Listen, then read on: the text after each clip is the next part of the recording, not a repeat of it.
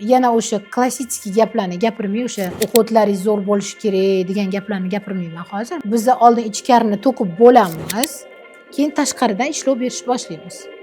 Qanchalik noto'g'riligini ko'ryapsizmi? O'ziga qarash bu nafaqat pulni talab qiladi. Biz faqat pulga hamma narsani taqaymiz.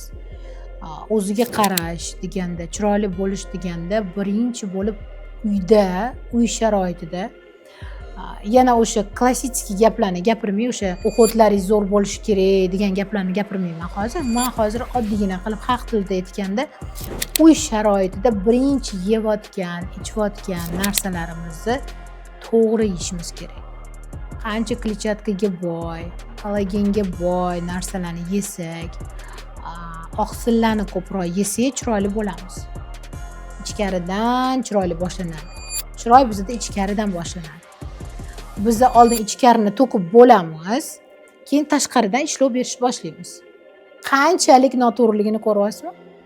Ichkarini to'kib bo'lamiz, yillar davomida defitsitlarni ko'paytiramiz, o'sha makro, mikro elementlarimizni defitsitlari hammasi bizani ichkaridan to'kib keladi-da. Oxirida 45-50 ga chiqib qolgan bo'lamiz va u paytda bizda ajin ko'paygan bo'ladi, yuzimiz qurib ketgan, pigmentatsiya, ugri, akne, ugridan qolgan dog'lar hammasi bitta bo'ladi, osilishlar bo'ladi-da. Keyin nima qilamiz? To'g'ridan to'g'ri birinchi kosmetologga boramiz. Oldin ichkaridagi defitsitni ko'tarib turib, joyiga qo'yib turib, undan keyin chiroyli bo'lish ustidan boshlashimiz kerak. Aslida shunaqa. Aytishingiz mumkin, Sadoqat opa, siz faqat teskarisini gapiryapsiz, lekin bu teskari narsa haqiqat. Asli haqiqat shu bo'ladi.